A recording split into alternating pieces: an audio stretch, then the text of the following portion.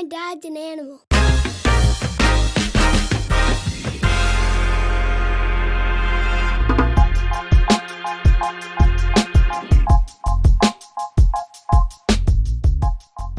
What's going on, everybody? Welcome back to Tuesday Night Spotlight. It's your host, Neil Carter. I'm in the building with a superstar, somebody that does about 20 million things. She's a model. She's an artist. She's been on the radio. She's a host, and about 1,000 more things that we're gonna get into. Miss Keys, what's going on, lady? How you doing? I'm good. How are you? I'm doing great. I said I won't go do no intro, but I did a little. You did a little bit. A little something. Slight, you know. Tell me about what it was like for you growing up. Like, what's your first memory as a kid? Oh, my first memory. Gosh. Okay, that's a torn thing. First good memory or first bad memory? Whichever you would rather discuss. The good memory. Okay, let's do that. This is what made me love music. My first good memory is my mom giving me The Lion King on my birthday. I think I was like 6. When VHSs were still a thing. And I was super excited. It was that. I know she got me a birthday card because she always did, and a Slurpee because every day was always like, today's a Slurpee day. And you guys, that's dope. I miss VHSs. Still got some. I used to have a whole like shelf full of them. Right. And when I got tired of whatever was on it, I re-record, tape over it with something else. Oh yeah. That is blasphemy. What you mean? Why would you do that? Why wouldn't you? You don't get tired of shows? I got tired of watching. Oh, you mean like if they were like blank VHSs and then you record it, not like you got them from the store? No. I wouldn't disrespect the store. I was about to say. I didn't even know if you interview could do that. Over. No, I'm very nostalgic. Don't do that. Okay. But yeah, what was as far as like growing up, was you had siblings, both parents? What type of neighborhood? You from Hampton, by the way? I forgot to throw that out there. We got a Hampton's own in the building. Yes. Shout out to Hampton. Shout out to Hampton. I was raised in a 2-parent household, and my brother, and we literally were that family that was probably the black version of the Clampetts. Like we had every meal together. You know who that is, right? You gotta break that down for me. You know who that is. The Clampetts. Oh my God. That's the name of the show. So basically. So, okay, so I was given the white version, but basically those families that sit down and they eat every meal together, and then after me and my brother would clean the kitchen and stuff like that, we would all like shower separately, obviously, and then have like movie night. Yeah. You know, and we like, me and my brother would lay out a blanket and have our popcorn on the ground, and then my parents had their 2 like recliners. So like we were just that tight-knit family. That's dope. And you rarely hear that anyway. That's dope. I know. And then I guess what did you notice like certain things that you were interested in early? Was there something that kind of caught your attention first? Absolutely. Music. I would watch like TV with my mom in the kitchen while we cooked Sunday dinner. Loved watching ice skating. Christy Yamaguchi was my favorite. And then when the commercials would come on, because we were so sheltered, I was raised Pentecostal, the commercials would come on that were like secular commercials, and I would change the words and sing over top of it to like new things. So I always knew I would do music, but like that was like my judge, like commercials, ice skating with my mom, that type of thing. Did you ever get into ice skating as well? I am deathly afraid of falling. Oh, come on, girl. No, like legit. Like I'm clumsy. I will fall just standing here. So far so good. She got she got some tall heels on. You ain't fell yet. So far.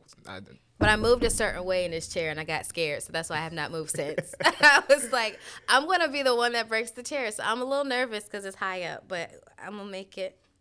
You're gonna be good. Okay. And then what was I gonna say? As far as you wanted to do, knew you always wanted to do music, but you ended up doing something else. Yes. First. I started modeling first. I was really quirky when I got to college area in life, because again, I was raised religious, and so I didn't wild out like most people did when I got out, but I did start wearing pants. I wore all purple everything, and it just stood out. And one day in college, they were doing like a fashion show, and they were like, "Hey, you look like you should model," and then it just took off from there. So I started modeling first. Cause like with the Pentecostal and belief, like I don't know why, but is it y'all wear skirts? Yeah, so Pentecostal religion is very covered. Depending on where you go, I was raised Kojic Pentecostal, which is like the big hats, the suits that match everything, no makeup, like all of that. So clearly, I'm completely different now, because I just didn't feel like that was a way to say that you believed in God. I just didn't like it. So literally, when I turned 18, I got my first pair of pants, cut all my hair off, and I got my ears pierced. Sheesh. So. And that probably was kind of a flip for you, like growing up like that and having that belief. You kind of knew, okay, at some point I'm probably gonna branch out. Oh yeah. And then you branch out, and it's like, damn, now okay, you need to let's get you in the modeling thing. Mm-hmm. What was that like for you, kind of, in your mind? I was always pretty outgoing and like to make people laugh and have fun. My emotions were always extreme. Like if I was sad, I was really sad, happy, really happy. And so jumping into the modeling world, I immediately, in my very first photo shoot, went from jeans and a t-shirt all the way down to like a bra and panties and doing lingerie. Like it escalated pretty quickly within 24 hours. So I just always felt like if I'm going to do it, I'm going to do it. Mm-hmm. And then I didn't always have the confidence in my body because everyone had like these crazy curvy bodies. And I was like $115, like skinny. And, but I gained that confidence because everybody else said that I looked good. And eventually I felt like I looked good. So right. Kept going. Kept going. And for anybody else out there, just find those people that do see it, because somebody will see what you see in yourself in you as well. So Very you just got to find that crowd or that group of people. Yeah. Yep. Which I got to say this, my name Key stands for keep encouraging yourself. So that came over time as well. So bars. Yeah. I didn't even know that. That's dope as hell. I do play, but it's an encouraging thing. Yeah. B Dungeon happy back there. You play the keyboard. He got a new toy back there. I do play. I'm playing on one of gosh, I'm thinking about the name right now. Wu-Tang Clan. One of the former Syndicate members. I'm actually playing and singing on one of his. No, VVS. But I believe his name was something else first. Don't give me the line. But he has a single that's dropping out, and we're shooting the video soon. Congratulations. So, thank you.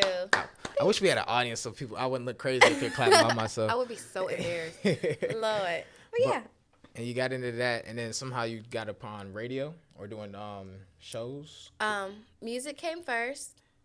After I did my first photo shoot, I met my former manager, Prince Hakeem. Okay. Owner of Rockstars Entertainment. I think at the time there was like 11 to 13 artists on the label. Mm-hmm. And there was only 2 females, me and Psycho Tasha. And so I would have to wait because I was like the baby of the group. I was like 19 years old, and nobody really was like messing with me like that. They was like, all right, it's Keys. Can you record me real quick? So then they would do the radio station. Eventually, I started executive production for the radio station. And if someone didn't show up or if they needed interviews, anything like that, I just kind of jumped right on in. Right, and then did what you needed to do, but always was available, and did what you did at a high level. Yeah. I basically was groomed by Prince Hakeem to be able to do anything that it took to be in the music business. A&R, contracts, booking interviews, hosting. I've actually hosted my own concert last year. Like anything that it takes, he would not play. He's like, no, because we don't want somebody to screw you out of things. Right. They can't take from you if you already have the knowledge. Exactly. And what would you say to somebody out there that maybe hasn't met because obviously Prince is like a good connection for you. Absolutely. Y'all have a good relationship, great trust. But maybe for somebody that hasn't had that connection yet, what would you say to them maybe for them to look out for, or maybe a way for them to move until they do find that person? I would say learn for yourself first.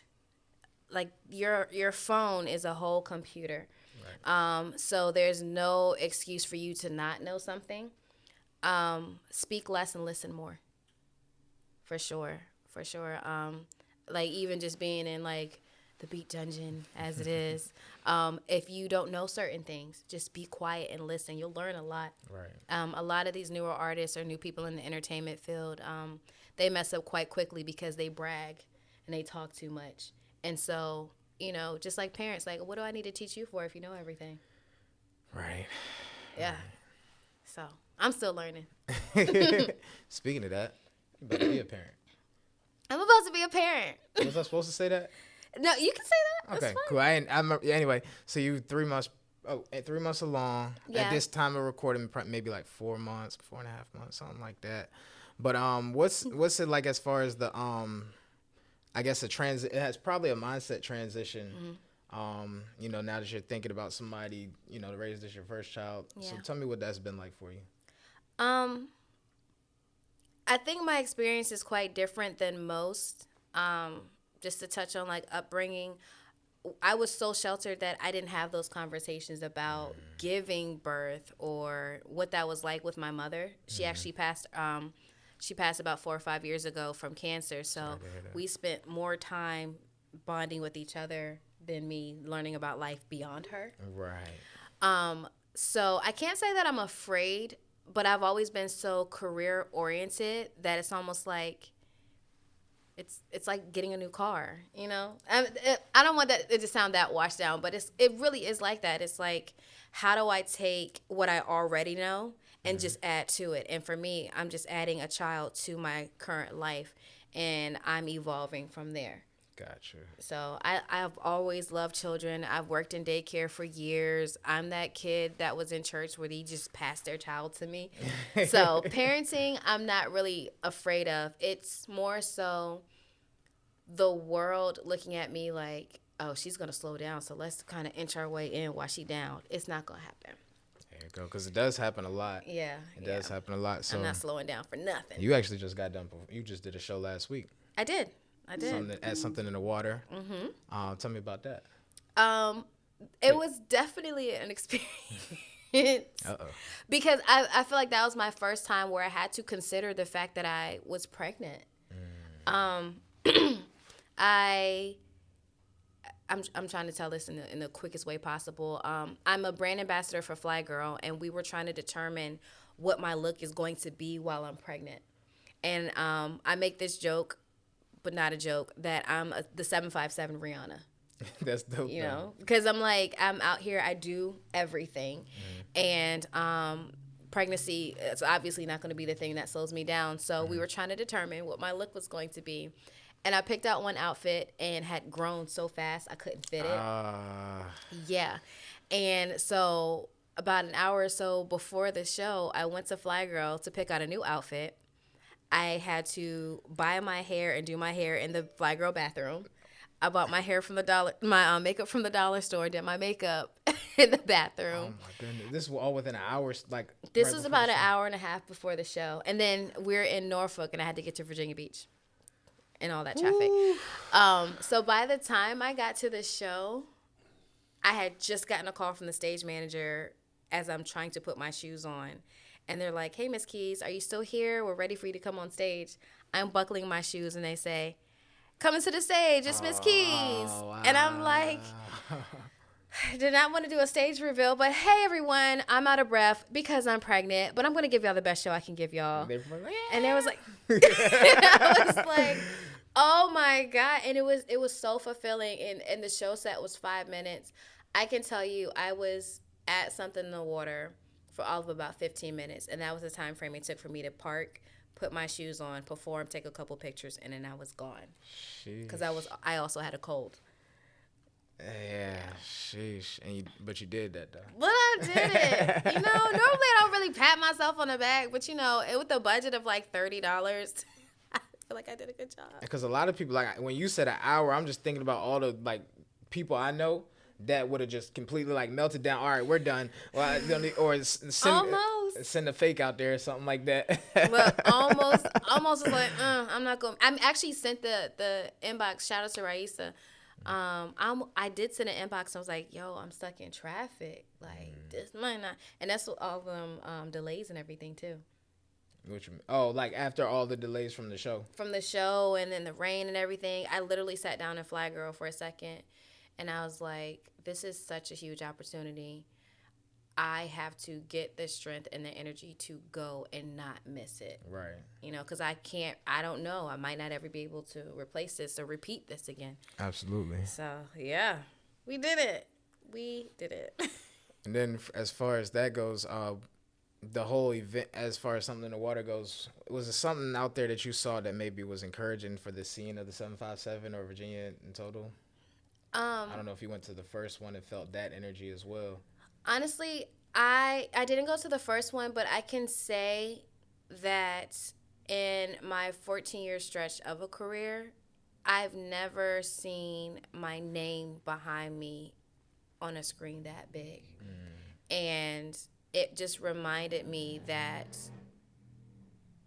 people do care about independent artists. And you can always have a refreshing new memory in this business. And to look up and just that was just that stage on 24th Street, right? To think that there's people who picked up the phone and called artists and said, I thought about you, you know, and I want you to be a part of this. And I'm seeing, like, I saw this little group of dancers, these little white girls. They were so cute with their little buns and their red lipstick. And I'm like, oh, my God, this is, like, the start for them. Right. And then I also saw, like, dancers who were at my concert. And I'm like, we just keep growing together. It's dope. And I didn't see anyone really hating on the experience of Something in the Water versus something indie water and, like, the other events going on. It was just, like, it was all the same. You feel like everything coexisted perfectly. Absolutely. And it was dope. It was so dope. I was seeing something in the mansion, something in the bathroom. See? I guess it all worked out. Everything meshed well together. It all went together. And at no point, like, if you said that you were performing, it wasn't like you had to specify what you were performing at.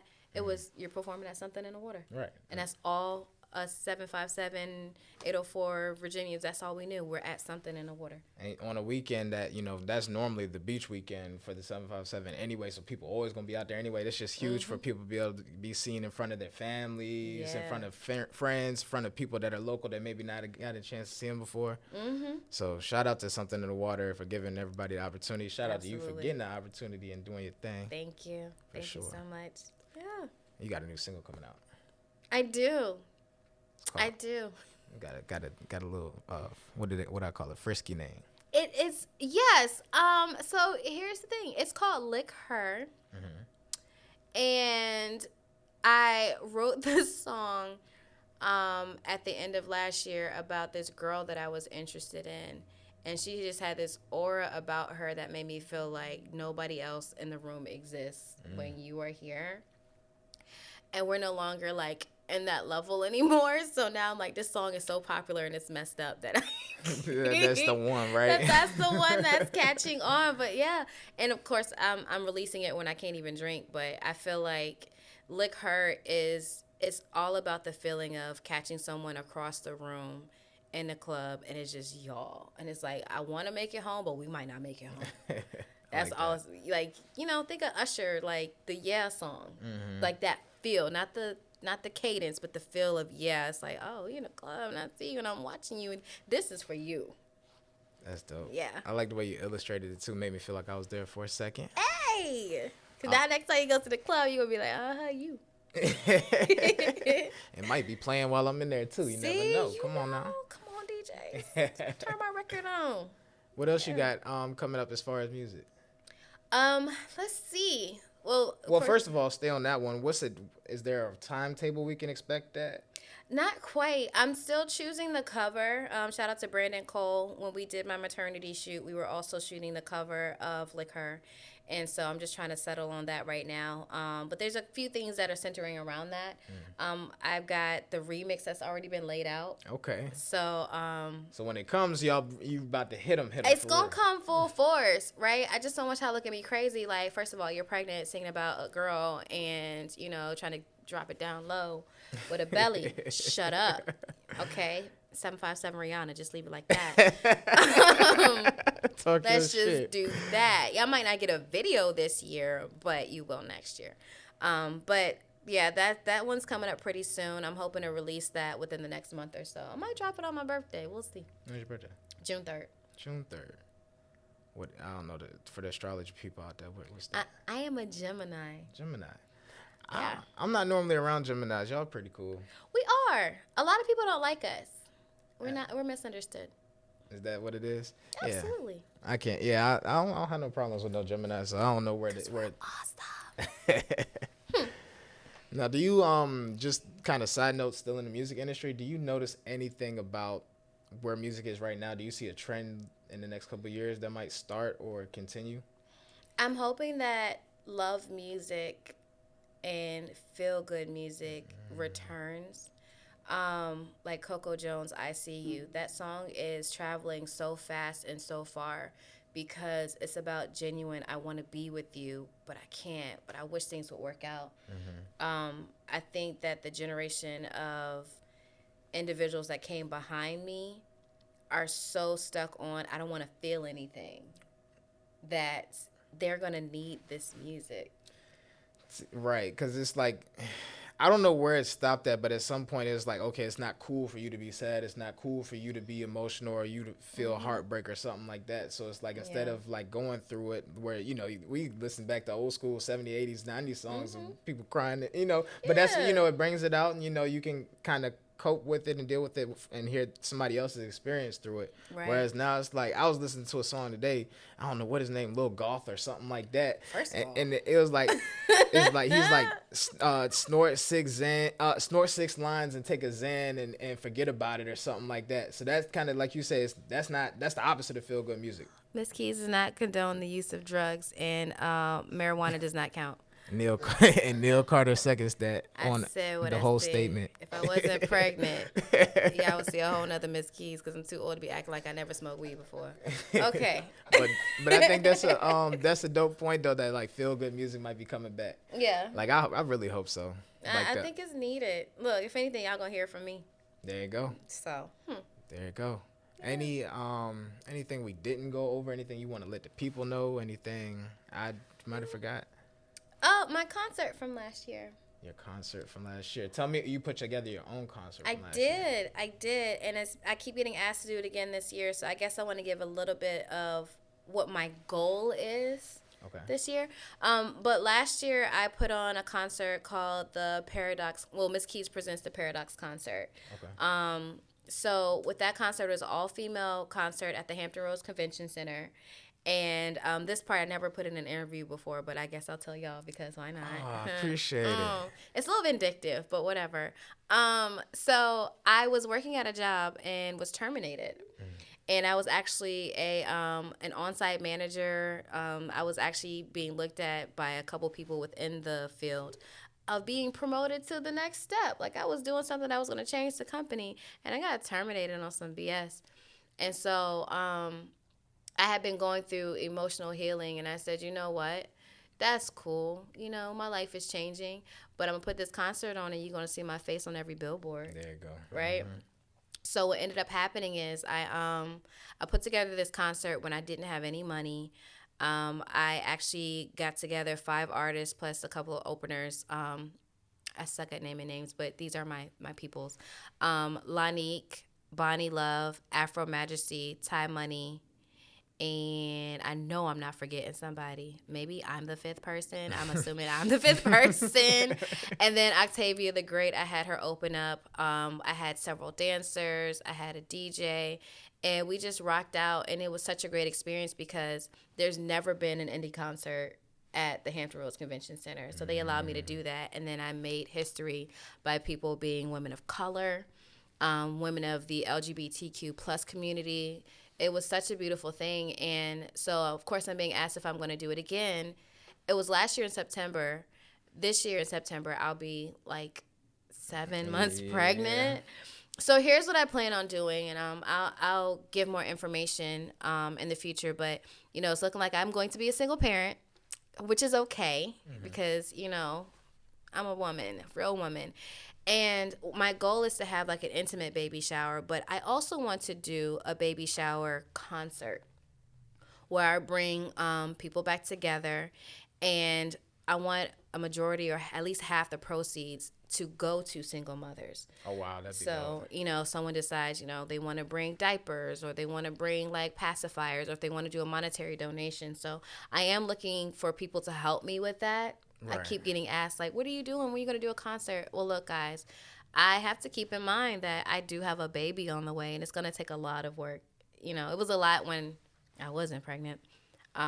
So to bring new life into the world and understand how difficult that's going to be on my own, I can only imagine how it is for other women who are younger than me, for one. Right. Like, I'm not a stereotype, thank God. But, I mean, I could be like 15 to 20-something years old with this baby. So that is my goal, to hold that before I get, too big. Because I want to perform at my own concert. I'm not going to have y'all show up and then I don't do anything. It's going to be a little bit more dancing than Rihanna did. No shade. No shade. That was no shade. No, I love her. But I mean, you just going to be moving more than I'm going to move a little bit more. Like, she don't have to move that much. I mean, she's Rihanna. Yeah. You know? Just stand there and sing and yeah. she good. Yeah, you good. We probably won't see her for another 5 years. Y'all still going to be begging for her performance. I know y'all love me, but I don't know if y'all love me that much. Shoot, I think they do. I hope so. And I've definitely enjoyed our time up here. Thank you. I think you made me laugh more than anybody else up here. You funny. You a character. Hey. But gang. So make sure you go stream Lick Her. Make sure y'all go reach out to her if y'all are interested. Shout out to the single mothers out there doing their thing, taking care of their kids. Yeah. Shout out to the Beat Dungeon. See you next Tuesday. Tuesday Night Spotlight. We out.